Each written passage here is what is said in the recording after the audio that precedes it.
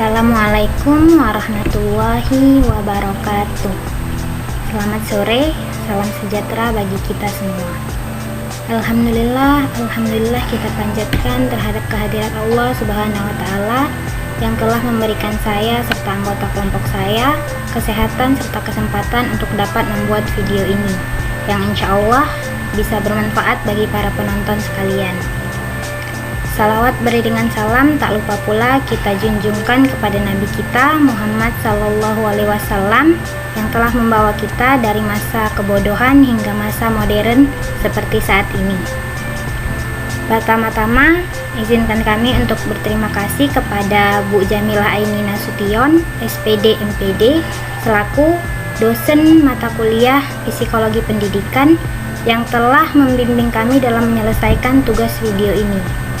Selain itu, kami juga ingin berterima kasih kepada teman-teman sekalian yang telah bersedia untuk menonton video yang kami buat ini. Baiklah, langsung saja dalam presentasi kami ini, kami akan memaparkan hasil diskusi kami mengenai materi teori humanistik dalam pembelajaran. Sebelumnya, izinkan saya untuk memperkenalkan anggota kelompok kami, yaitu kelompok 7. Berkoordinator Alexandro Dava Nuriana, berjuru tulis saya sendiri Zafira Rahmatillah, berjuru bicara Lani Fesdiateni. Yang pertama yaitu latar belakangnya. Pendidikan dan pembelajaran bagi setiap individu manusia merupakan personal requirement. Artinya yaitu kebutuhan pribadi yang mana harus dipenuhi guna untuk meningkatkan taraf hidup serta mengangkat derajat setiap individu baik dalam kelompok kecil seperti keluarga, sekolah maupun dalam lingkungan luas seperti masyarakat. Pembelajaran dapat dipahami sebagai segala sesuatu yang dilakukan dengan maksud untuk memfasilitasi belajar. Belajar sendiri merupakan suatu kegiatan yang cukup urgent dalam upaya pencapaian tujuan pendidikan. Mengapa demikian? Karena untuk dapat dikatakan sebagai orang yang terdidik, kita butuh belajar. Bagi para siswa untuk dapat menggapai cita-cita atau mimpinya, maka ia butuh belajar. Jadi belajar merupakan cara bagi kita untuk dapat menjadi orang yang terdidik dan menggapai cita-cita yang kita impikan. Belajar itu bukan hanya dalam bentuk formal seperti di sekolah, tetapi setiap ilmu baru yang kita jumpai dalam keluarga maupun masyarakat juga termasuk dalam belajar. Nah, dalam suatu pembelajaran ini perlu didukung oleh adanya suatu teori belajar. Secara umum, teori belajar dikelompokkan ke dalam 4 aliran, meliputi yang pertama yaitu teori belajar behavioristik, yang kedua teori belajar kognitif, yang ketiga, teori belajar sosial, dan yang terakhir yaitu teori belajar humanistik, yang mana akan kami bahas dalam pemaparan ini. Nah, dalam presentasi ini ada 5 poin yang akan kami jelaskan, mulai dari pengertian teori belajar, tokoh-tokoh teori belajar humanistik, prinsip-prinsip teori belajar humanistik, implikasi dari teori belajar humanistik, hingga aplikasi dari teori belajar humanistik. Tujuan pembahasan ini pastinya untuk menambah ilmu serta wawasan penulis dan juga pendengar mengenai materi teori belajar humanistik, meliputi pengertiannya, tokoh-tokoh dari teori belajar humanistik, prinsip-prinsipnya, implikasi serta aplikasinya dalam pembelajaran. Yang pertama yaitu pengertian teori belajar humanistik. Sebelum kita ketahui apa teori belajar humanistik, harus kita tahu dulu apa itu teori. Teori adalah seperangkat konsep, definisi, dan proposisi yang tersusun secara sistematis sehingga dapat digunakan untuk menjelaskan dan meramalkan fenomena. Nah, sedangkan belajar merupakan suatu proses yang ditempuh manusia untuk memperoleh pengetahuan, yakni dari tidak tahu hingga menjadi tahu. Dari kedua definisi ini, dapat kita simpulkan bahwa teori belajar adalah konsep yang mendefinisikan bagaimana cara manusia belajar, sehingga memudahkan kita dalam memahami kompleksitas proses belajar. Setelah kita tahu apa itu teori belajar, maka kita harus tahu juga apa itu humanistik. Humanistik ini merupakan suatu istilah yang memiliki banyak makna sesuai dalam konteksnya.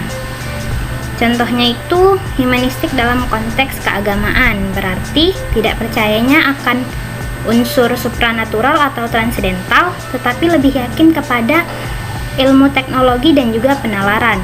Sedangkan humanistik dalam konteks akademik berarti pengetahuan tentang budaya manusia. Nah, dari ketiga pengertian tadi bisa kita simpulkan bahwa teori humanistik itu konsep belajar yang lebih melihat pada sisi perkembangan pribadi manusia. Teori humanistik ini berfokus pada potensi manusia untuk mencari dan menemukan kemampuan yang mereka punya, serta mengembangkan kemampuan tersebut. Kalau menurut teori humanistik, teori belajar apapun ini baik dan dapat dimanfaatkan asalkan tujuannya untuk memanusiakan manusia, yaitu pencapaian aktualisasi diri, pemahaman diri, serta realisasi diri peserta didik secara optimal. Nah, proses belajar ini menurut pandangan humanistik bersifat pengembangan kepribadian, kerohanian, perkembangan tingkah laku, serta mampu memahami fenomena di masyarakat. Dalam teori belajar humanistik, belajar dianggap berhasil jika peserta didik mampu memahami lingkungannya dan dirinya sendiri. Nah, selanjutnya yaitu tokoh-tokoh penting dalam aliran humanistik. Ada Abraham Maslow, kemudian ada Arthur Combs, dan yang terakhir ada Carl R. Rogers. Nah, tokoh yang pertama yaitu Abraham Maslow atau Abraham Harold Maslow adalah tokoh yang menonjol dalam psikologi humanistik. Abraham telah membuat suatu teori mengenai hierarki kebutuhan yang sangat penting dalam memahami motivasi manusia. Sebagian dari teorinya ini penting didasarkan atas asumsi bahwa dalam diri manusia terdapat dorongan positif untuk tumbuh dan kekuatan-kekuatan yang melawan atau menghalangi pertumbuhan. Nah, Maslow berpendapat bahwa manusia memiliki hierarki kebutuhan, dimulai dari yang terendah yaitu kebutuhan fisiologi, diikuti oleh kebutuhan akan keamanan, kemudian kebutuhan akan memiliki dan kasih sayang, lalu kebutuhan akan penghargaan, dan yang tertinggi yaitu kebutuhan akan aktualisasi diri. Kebutuhan fisiologi ini merupakan kebutuhan mendasar berupa kebutuhan untuk mempertahankan hidupnya secara fisik seperti makan, minum, tempat tinggal, tidur, dan oksigen. Setelah kebutuhan dasar ini terpenuhi, maka akan tumbuh kebutuhan akan keamanan, yaitu kebutuhan untuk kesehatan, kebutuhan terhindar dari bahaya dan bencana. Setelah kedua kebutuhan ini terpenuhi, baru muncullah kebutuhan akan memiliki dan kasih sayang, yaitu kebutuhan untuk memiliki kawan, berkeluarga, dan untuk menjadi anggota kelompok, serta lain-lainnya. Setelah ketiga kebutuhan ini terpenuhi, muncullah kebutuhan akan penghargaan, yaitu kebutuhan untuk dihargai, dihormati, dan dipercaya oleh orang lain. Setelah keempat kebutuhan ini terpenuhi, barulah kita motivasinya akan terarah untuk kebutuhan akan aktualisasi diri. Nah, kebutuhan ini merupakan kebutuhan untuk mengembangkan potensi atau bakat dan kecenderungan tertentu untuk membuktikan dan menunjukkan dirinya kepada orang lain. Nah, bagaimana tiap individu memenuhi kebutuhan ini berbeda-beda. Untuk dapat memenuhi kebutuhan ini, maka setiap individu akan memiliki dorongan untuk memperoleh ilmu, mencari tahu, dan juga memahami. Nah, implikasi dari teori humanistik Maslow ini berupa hierarki kebutuhan sangat penting dalam proses pembelajaran dan harus dipahami oleh semua guru, karena penerapannya itu dapat membantu guru dalam memahami siswa.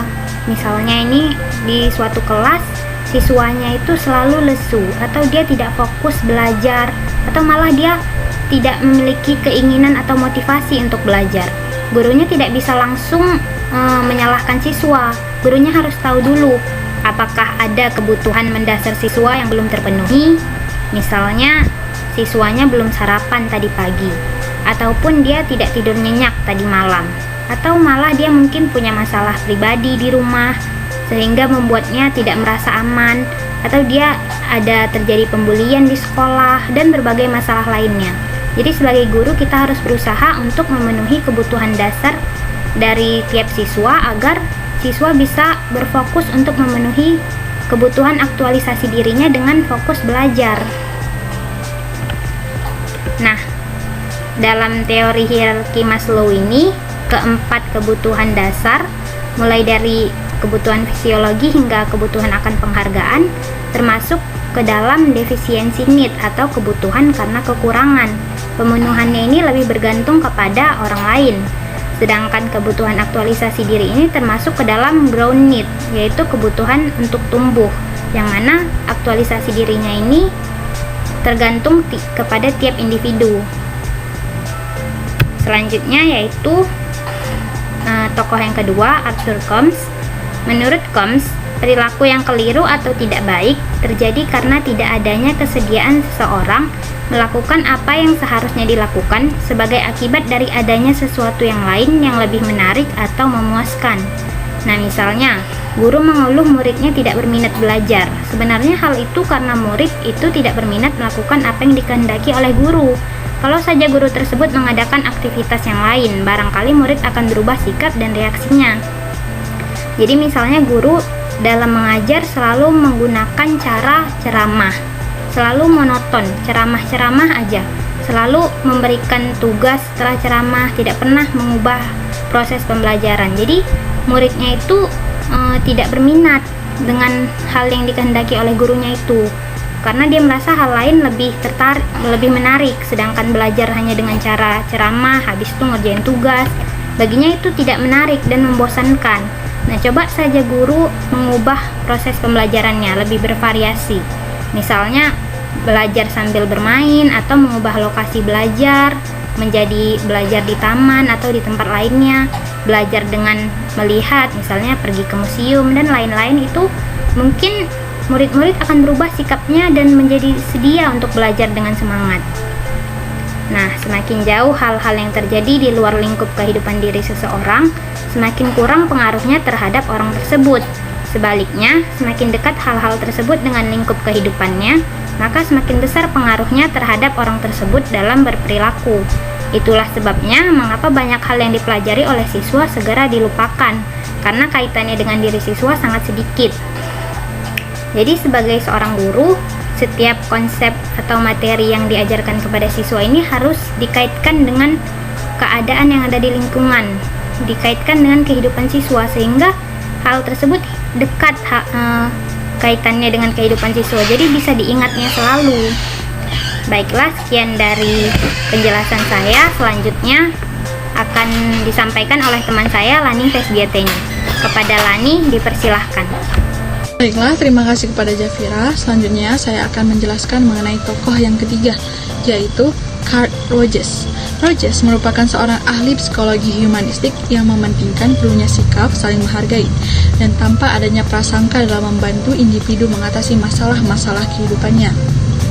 Rogers berpendapat bahwa peserta didik yang belajar hendaknya tidak dipaksa, akan tetapi mereka dibiarkan untuk belajar bebas, dengan harapan mereka mampu mengambil keputusan sendiri dan bertanggung jawab atas pilihannya.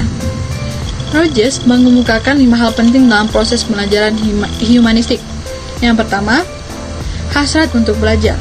Hasrat di sini timbul akibat adanya rasa ingin tahu yang terus-menerus di dalam diri peserta didik. Yang kedua, belajar bermakna. Nah, dalam belajar bermakna ini, peserta didik yang menentukan apakah proses pembelajaran yang mereka lakukan bermakna bagi diri mereka atau tidak. Yang ketiga, belajar tanpa hukuman, artinya bebas dari segala ancaman, sehingga peserta didik mampu berkreasi dan bereksperimen, sehingga mereka mampu menghasilkan sesuatu hal yang baru. Yang keempat, belajar dengan inisiatif sendiri, artinya peserta didik lebih memotivasi diri mereka untuk lebih giat belajar. Yang kelima, belajar dan perubahan. Nah, di sini peserta didik belajar mengenai situasi yang terus-menerus berubah. Selanjutnya, prinsip-prinsip teori belajar humanistik. Yang pertama, siswa harus memilih apa yang mereka ingin pelajari. Nah, Guru yang memakai teori belajar humanistik di sini percaya bahwa siswa akan lebih termotivasi dan giat mengkaji materi apabila materi tersebut terkait dengan keinginan dan kebutuhannya. Yang kedua, tujuan pendidikan harus mendorong keinginan siswa untuk belajar dan mengajarkan mereka tentang cara belajar. Artinya, di sini peserta didik lebih memotivasi diri mereka untuk lebih giat belajar. Yang ketiga, pendidik humanistik percaya bahwa nilai tidak relevan dan hanya evaluasi diri atau self-evaluation yang bermakna. Contohnya seperti ini. Jika kita beri di suatu kelas pemeringkatan, siswa hanya berusaha untuk mencapai tingkat tertentu, tidak mencapai kepuasan yang ada di diri mereka. Yang keempat, pendidik humanistik percaya bahwa baik perasaan maupun pengetahuan sangat penting dalam proses belajar dan tidak memisahkan domain kognitif dan efektif. Yang kelima, pendidik humanistik menekankan perlunya siswa terhindar dari segala tekanan lingkungan, sehingga siswa merasa aman dan proses pembelajaran berlangsung bermakna bagi diri mereka. Selanjutnya, implikasi teori belajar humanistik. Nah, implikasi teori belajar humanistik dalam pembelajaran di sini artinya menciptakan proses pembelajaran yang ideal, efektif, dan efisien, sehingga peserta didik mampu mengembangkan kemampuan mereka. Di sini, guru berperan sebagai fasilitator dan motivator. Nah, alternatif yang diberikan pendidik untuk mengimplikasikannya ada beberapa macam. Yang pertama, fasilitator sebaiknya memberi perhatian menciptakan suasana awal pembelajaran, situasi kelompok, atau pengalaman kelas. Yang kedua, fasilitator membantu untuk memperoleh dan memperjelas tujuan-tujuan perorangan maupun kelompok di dalam kelas yang bersifat umum. Yang ketiga, pendidik mempercayai adanya keinginan dari masing-masing peserta didik untuk melaksanakan tujuan yang bermakna bagi dirinya. Contohnya, guru percaya bahwa siswa di dalam diri siswa itu pasti punya cita-cita atau keinginan untuk menjadi yang lebih baik. Yang keempat, pendidik menempatkan dirinya sebagai sumber yang fleksibel untuk dapat dimanfaatkan oleh individu maupun kelompok. Selanjutnya, pendidik mencoba mengatur dan menyediakan sumber-sumber belajar yang paling luas dan mudah dimanfaatkan para siswa untuk membantu mencapai tujuan mereka. Yang keenam, sebagai tempat untuk menanggapi ungkapan-ungkapan di dalam kelas dengan bijak dan sesuai. Yang ketujuh, pendidik pun di samping menjadi fasilitator dapat juga menjadi sebagai seorang siswa yang turut berpartisipasi dalam menyatakan pandangannya. Yang kedelapan, pendidik dapat juga ikut berperan dalam kelompok peserta didik sebagai jembatan dalam mengetahui perkembangan kelas. Yang kesembilan, pendidik harus waspada terhadap ungkapan-ungkapan yang menandakan sikap yang paling akan tahu segalanya. Baiklah, terima kasih. Sekian dari presentasi saya. Selanjutnya disampaikan oleh teman saya, Alexandro. Terima kasih pada Saudari Lani. Baik, selanjutnya kita akan membahas tentang aplikasi teori humanistik dalam pembelajaran. Teori humanistik sering dikritik karena sukar atau jarang sulit diterapkan dalam konteks yang lebih praktis atau simpel. Teori ini dianggap lebih dekat dengan bidang filsafat, teori kepribadian, dan psikoterapi daripada bidang pendidikan. Namun, karena sifatnya ideal, memanusiakan manusia, maka teori humanistik mampu memberikan arah terhadap semua komponen pembelajaran untuk mendukung pencapaian pembelajaran atau pencapaian tujuan. Seseorang dapat belajar dengan baik jika mempunyai pengertian tentang dirinya sendiri dan dapat memuat pilihan secara bebas. Selanjutnya, aplikasi teori belajar humanistik ini memiliki metode atau beberapa langkah pembelajaran atau pendekatan humanistik. Yang pertama, menentukan tujuan-tujuan pembelajaran atau menentukan materi pembelajaran. Yang kedua, entry behavior atau mengidentifikasi kemampuan awal peserta didik. Yang ketiga, mengidentifikasi topik-topik pembelajaran yang memungkinkan siswa secara aktif melibatkan diri atau mengalami dalam pembelajaran. Yang keempat, merancang fasilitas belajar seperti lingkungan dan media pembelajaran. Yang kelima, membimbing siswa belajar secara aktif. Yang keenam, membimbing siswa untuk memahami hakikat, makna dari pengalaman belajarnya. Yang ketujuh, membimbing siswa membuat konseptualisasi pengalaman belajarnya. Yang kedelapan, membimbing siswa dalam mengaplikasikan komponen-komponen baru ke situasi nyata. Yang kesembilan, mengevaluasi proses dan hasil belajar. Kesimpulan yang kita dapat dari presentasi ini yaitu teori humanistik merupakan konsep belajar yang lebih melihat pada sisi perkembangan pribadi manusia. Yang kedua, teori humanistik berfokus pada kompetensi manusia untuk mencari dan menemukan kemampuan yang mereka punya dan mengembangkan kemampuan tersebut. Teori humanistik dipelopori oleh beberapa tokoh yaitu Abraham Maslow, Arthur Combs, dan Carl R. Rogers. Dalam pelaksanaannya, teori belajar humanistik didasari oleh 5 prinsip yang berfokus kepada pengembangan diri siswa.